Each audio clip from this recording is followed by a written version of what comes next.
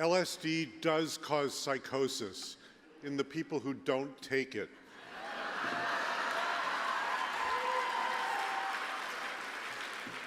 So said Timothy Leary at the height of the 60s after acid had escaped from medical labs and gone wild in the streets. It was as though the counterculture had moved from Kansas to Oz. By 1966, LSD was illegal, tragically shutting down and stigmatizing highly promising medical experiments for decades to come. The experiments ranged from the sublime to the ridiculous. LSD showed such promise in treating alcoholism that Alcoholics Anonymous founder Bill Wilson considered including it in his program. In Britain, the military gave it to soldiers. 50 minutes after taking the drug, radio communication had become impossible, with one soldier climbing a tree to feed the birds. The troop commander finally gave up, admitting he could no longer control his troops or himself, whereupon he lapsed into uncontrollable laughter. So much for military use. Leading medical researcher Stanislav Grof, who worked with LSD while it was legal in the 50s and 60s in Prague and in Maryland at the US National Institute of Mental Health, says this: "The cartography that emerged out of this work was a vast expansion beyond what we currently have in psychiatry and psychology. You can map different layers of the psyche, a kind of chemical archaeology. It opened up a vast domain that we now call transpersonal experiences. The other major discovery was the self-healing potential of the psyche. When you change consciousness, it activates your self-healing potential. The fact that we have such narrow and superficial psychiatry means that we diagnose as psychotic certain states which potentially could be transformative, healing, even evolutionary. Today, the popular use of psychedelics is as big as it was in the heyday of the 60s. And over the past decade plus, there's been a quiet renaissance of serious medical research. Michael Pollan calls it white coat shamanism. In his new bestseller, How to Change Your Mind, he documents how psychedelics are helping with everything from overcoming addiction and depression to easing the existential terror of the terminally ill. There couldn't be a more perfect messenger to bring this taboo subject into the light. Michael is level-headed and lucid, a rigorous reporter, a congenital skeptic, a superb translator of science into comprehensible language, and a spellbinding storyteller. But what makes him letter perfect for this mission improbable is that his brand is immersive journalism. In other words, he samples his subject. In doing so, he makes the ineffable effable. As one medical researcher told him, you go deep enough and far enough in consciousness, and you will bump into the sacred. In his many groundbreaking and highly influential books and articles, Michael has almost single-handedly shifted the national conversation on issues central to human existence: our relationship to food with the omnivore's dilemma, and to cultivar plants with the botany of desire. Now he's done it again. How to Change Your Mind is the authoritative, up-to-date analysis of everything science has learned and all the mysteries yet to be explored. If anyone can open people's minds to this uniquely impressive curative abilities that these substances have demonstrated, it's Michael. Human consciousness is one of the greatest mysteries of existence. As Tom Bissell wrote in the New York Times Book Review, Pollan predictably does the impossible. He makes losing your mind sound like the sanest thing a person could do. Please join me in welcoming the white rabbit of immersive journalism, who's losing his mind and proud of it, Michael Pollan.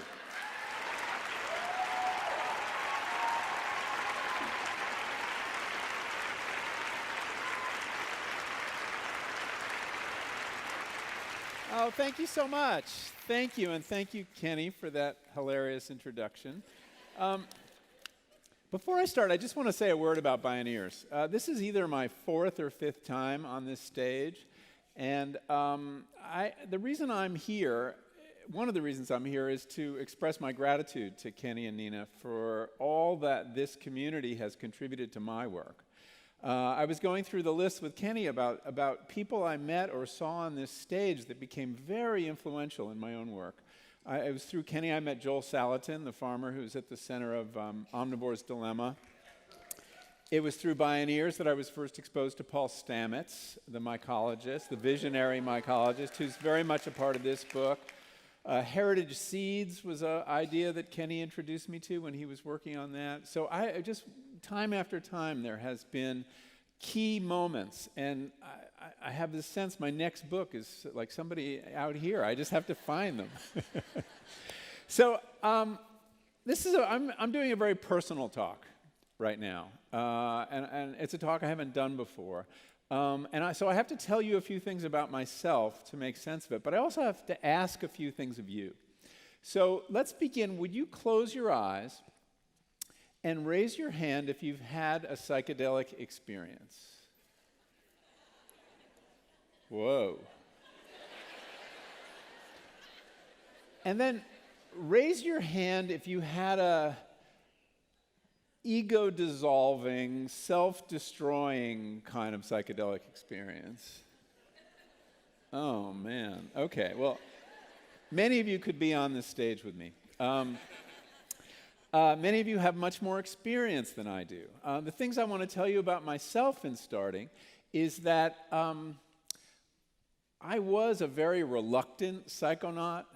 I had very little experience. I kind of got into it when I was about to turn 60, which is, I know, not age appropriate. And the reasons for that were that I was afraid. I was a little late to the 60s party, and by the time it kind of swam into my awareness, all you heard were terrifying stories about people jumping out of windows and staring at the sun till they went blind and scrambled your chromosomes, and all that kept me away. And I just didn't think. I also thought I was psychologically too fragile. I think that this assault on my psyche I might not be able to withstand. So I kind of, with the exception of a couple low-dose psilocybin experiments in my late 20s, I really had nothing to do with it. So I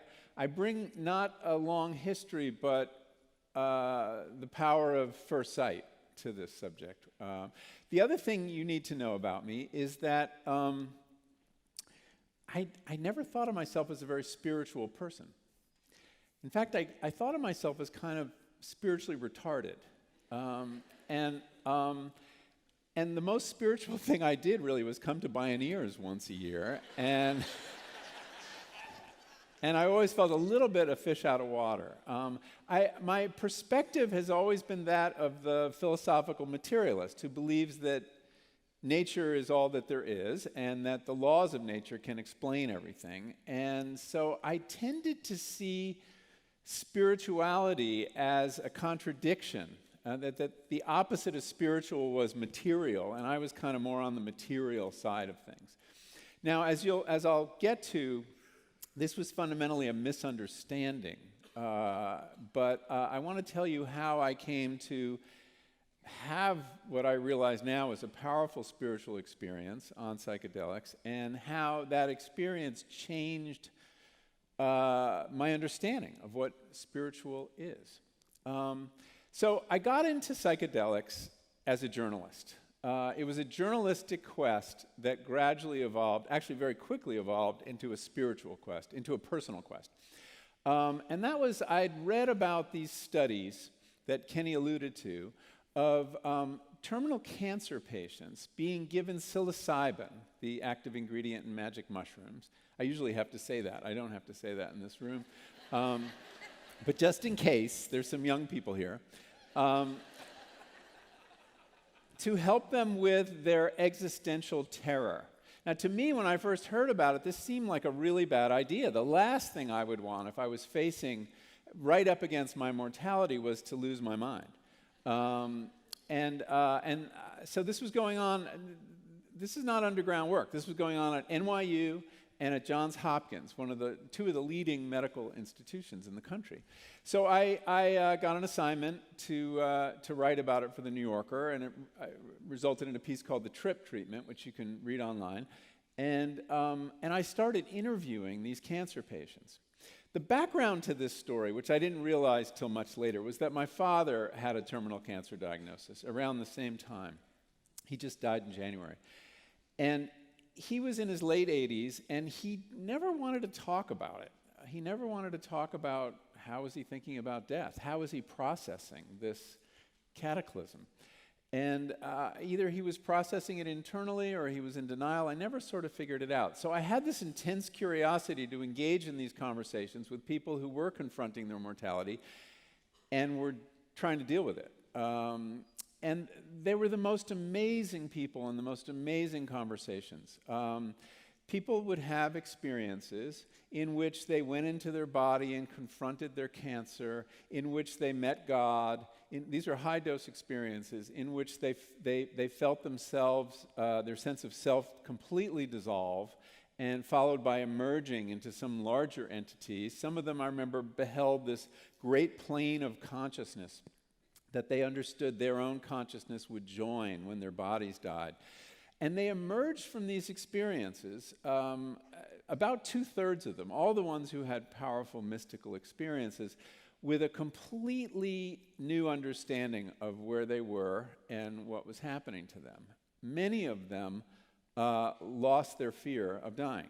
It was the most incredible thing and very hard for me to understand from outside. I remember there was one woman I interviewed who had ovarian cancer. It was in remission, but she still had this terror of recurrence. This is a woman in her early 60s and a fairly timid woman, figure skating instructor in Manhattan. And she went into her body on her experience, and she saw this black mass underneath her rib cage. And she realized that wasn't her cancer because it was in the wrong place. It was her fear. And she did something that her guides, now when you do one of these guided experiences, there are two people with you, a man and a woman the whole time. You're wearing eye shades and listening to music, a playlist on headphones. And all of a sudden she screams at the black mass, although they don't know this, "Get the fuck out of my body." And with that, her fear just poof, disappeared. And I wrote in the article, in the draft, and her fear was, substantially diminished, something safe that would get past the New Yorker fact checkers. But when they called her to read this, and they said, well, is it true that your fear was substantially diminished, fear of death? She said, no, he got that wrong. That's completely wrong. My fear was eliminated. So these stories made me intensely curious to understand what this experience was from the inside. I wrote that article not thinking I would ever try psilocybin or have a high-dose experience, but I decided I now had to. For that reason, curiosity, but also it is, as Kenny said, it's the kind of journalism I do. When I wrote about the cattle industry, I bought a cow. And so my readers expect no less. But I have to say, I was terrified. I had a sleepless night before. I had several guided experiences and unguided experiences on several different medicines. And every night, there would be this ping-pong match of, are you crazy? You could have a heart attack. You're going to go to the middle of nowhere with this guy, and is he going to call 911 if something happens? And then this other voice was like, aren't you really curious to know what would happen? And I realized the first voice was my ego defending itself because it knew what was coming, an assault on it. And the problem with your ego is it has command of your rational faculties, so it makes really good arguments that are hard to ignore. But in every case, I was able to ignore it. But you have to realize, too, when you start late, I had to call my cardiologist before I did this. When you're 60, so he was cool with everything except MDMA. And he may have been wrong about that. I don't know. So I want to tell you about two of the experiences I had. One briefly, and I'm bringing up this one because it really connects to what Monica was talking about earlier, which was as many of you know, I've written a lot about plants, and it's really my first love as a writer and as a gardener. And I've always, in Botany of Desire, I talked about the fact that we're not the only subject in nature, that the plants have a point of view too.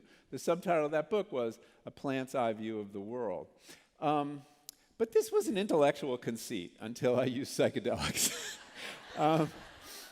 So I had without a guide, I had a fairly high dose experience in my garden, and I had a very strong sense of the plant, that consciousness was spread more equally over the natural world than I had ever thought before, and that as I was gazing at these leaves were gazing back at me with incredible benign, affect, but that everything was much more alive than it had ever been.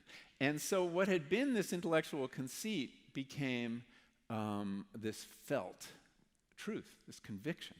And I think that's one of the things psychedelics do, is that they put flesh on ideas, ideas that I already had.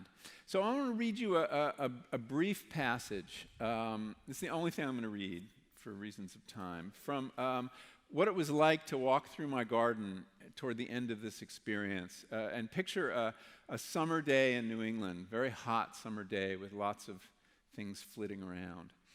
My walk back to the house was, I think, the peak of the experience, and comes back to me now in the colors and tones of a dream. There was again the sense of pushing my body through a mass of air that had been sweetened by phlox and was teeming, almost frenetic with activity. The dragonflies, big as birds, were now out in force, touching down just long enough to kiss the phlox blossoms and then lift off before madly crisscrossing the garden path. There were more dragonflies than I had ever seen in one place, so many, in fact, that I wasn't completely sure if they were real. Judith, my wife, later confirmed the sighting when I got her to come outside. And as they executed their flight patterns, they left behind them contrails that persisted in the air, or so at least it appeared. Dusk now approaching, the air traffic in the garden had built to a riotous crescendo. The pollinators making their last rounds of the day, the plants still signifying to them with their flowers, me, me, me.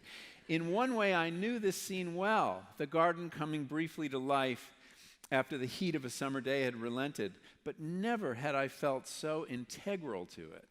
I was no longer the alienated human observer, gazing at the garden from a distance, whether literal or figural, but rather felt part and parcel of all that was transpiring here.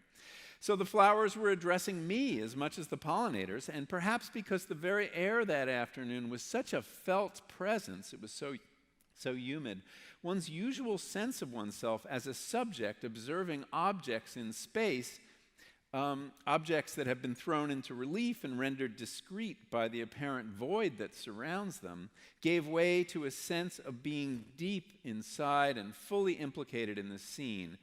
One more being in relation to the myriad other beings and to the whole.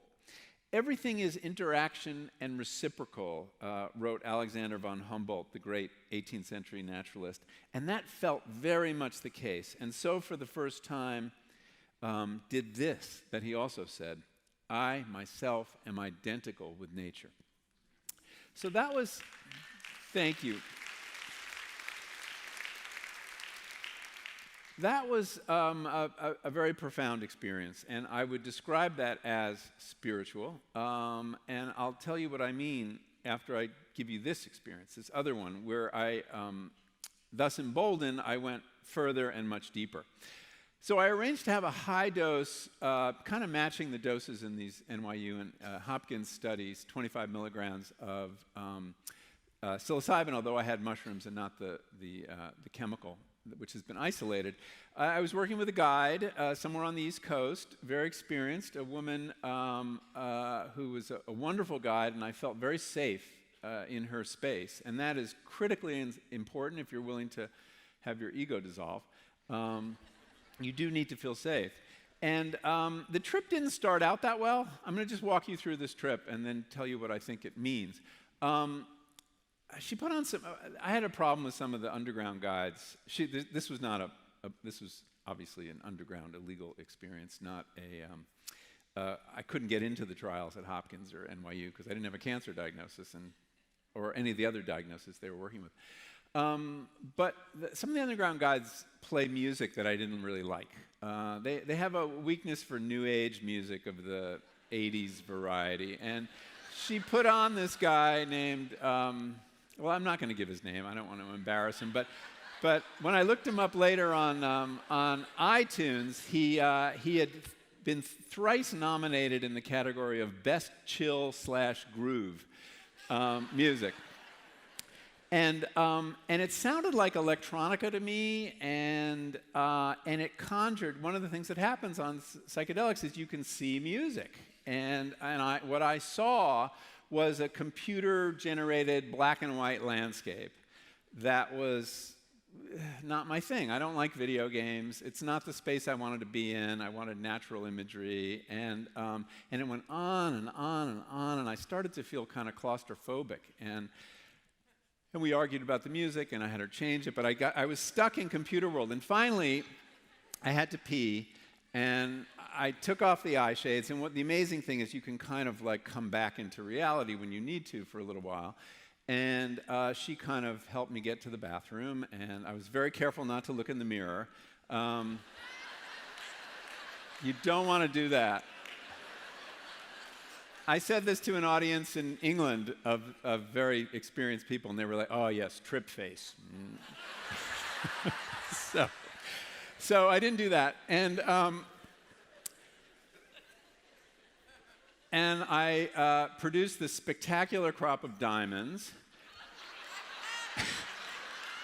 and then made my way back to the futon where I was. And Mary asked me if I wanted a little more, a booster dose. And I was in for the whole thing, so I said yes. And then this really weird thing happens, and she's kneeling by my side. I'm in this futon, and I look at her, and she's normally kind of Scandinavian looking with long blonde hair and high cheekbones, and she suddenly had black hair and weathered brown skin, and I knew exactly who she had turned into, Maria Sabina, who some of you will know was the Mazatec woman from Huautla de Jimenez in Mexico, who actually gave the first white man from the West psilocybin in the 1950s. So a key figure in the history of psychedelics. And she had turned, and I didn't think I should tell Mary what had happened to her. So I took the additional dose, and I put on the eye shades again, and then the most spooky thing happened. I'm out of computer world now, and I suddenly, and the pronouns are going to sound weird, I see myself burst into just this cloud of little Post-it notes. I'd been blasted to bits. But I was watching the scene. There was another perspective that had opened up, and I watched, and then I looked out, and I'd been liquefied. I had turned into paint or butter, just kind of coating the landscape. But I was fine with it. This other I had emerged, was like, that's what happens, you turn into paint. And it was the most amazing thing. I didn't have a self, but this other perspective had arisen that had this perfect equanimity. Whatever happened is fine. It wasn't exactly me, and I don't know what it was. Aldous Huxley would say it was the mind at large. It was some kind of universal consciousness. But I realized it was precisely the consciousness that those cancer patients had described to me, the one that made the death of their bodily selves and their egos bearable. It was, and when that happens, when your self falls apart, if you feel safe, because if you fight this, that's a bad trip. If you feel safe without the walls of the ego and the self, these channels open up. And you feel this powerful sense. What rushes in is your sense of connection. Because there's nothing you have no defenses anymore. You are wide open. And so you merge, whether it's with nature or other people. And you feel these channels of love opening up, and this sense of fellow feeling with natural things. And and for me, there was a moment where I merged with a piece of music that I had persuaded her to put on, this Bach unaccompanied cello Concerto, which is an amazing, sad piece. I mean, it's all about death. This is the suite in G minor. And I just became the music. I became the cello. I felt the bow, the friction of the bow going over my skin. It was just this perfect merging. So it was an ecstatic experience. It was, and it taught me a lot. And I think and many people have had this kind of experience, but I want to just give you a sense of what it means and what it's good for. So in one of these guided trips, you come back the next day for an integration session. And I came back, and she asked me what had happened. I told her I'd had this ego dissolution. And she's like, well, that's worth the price of admission, don't you think? And I said, yeah, but it's over. I'm back. My ego's back. It's in uniform. It's on patrol. My defenses are all back. And she said, well, you've had a taste of another way to be, of a more open, less defended way to be. And you have that memory, and you can reconnect to it. And I asked her how, and she said through meditation. And that is now how I reconnect to it. I mean, I think it's a very logical outgrowth, because you can't do psychedelics every day. It's a really bad idea. I don't recommend it. But you can have that opening that can help you. Now, I want to say something about the larger value of this experience, because I think that it has a relevance to our situation, our social, political, and environmental situation. I actually think the psychedelic experience is significant because it addresses the two biggest problems we face as a civilization, which I would list as tribalism and the environmental crisis. They're actually very similar. They both involve the objectifying of the other, whether that other is nature or other people, people of different faiths, different races, different political views.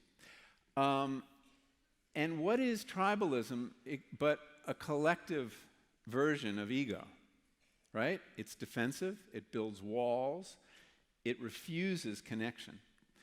So here we have a tool that, at least for the individual, breaks down these ego formations, allows us to have a deep connection with the natural world and focus on our likeness rather than our unlikeness with other people. That seems enormously promising. But how do you prescribe a drug to a whole culture? Well, put it in the water. The model, of course, is fluoride, right? And even that's controversial. I don't think that's the answer. I don't think that's the answer. And this was a debate that happened in the 60s. Timothy Leary said, turn on as many people as you possibly can.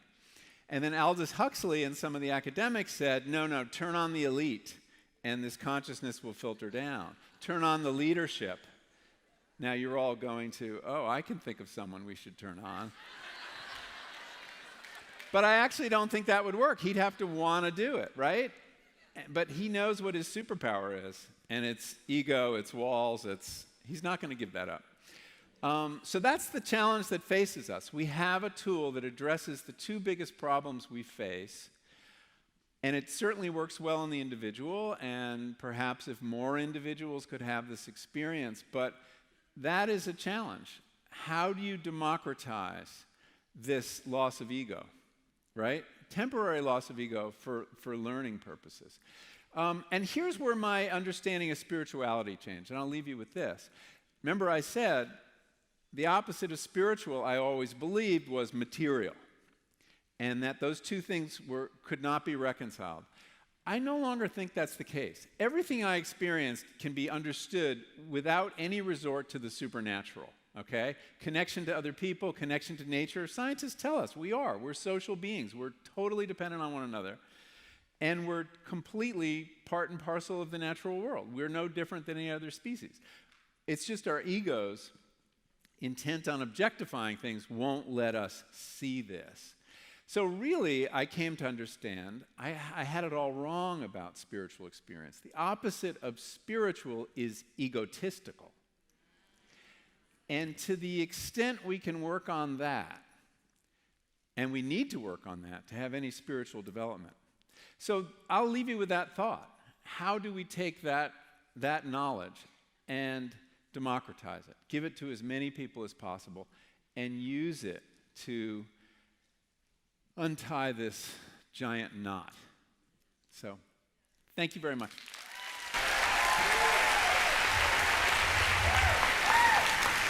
Thank you.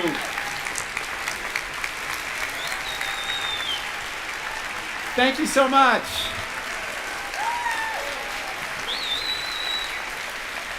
You're very generous. Go have some lunch. I'll see you later.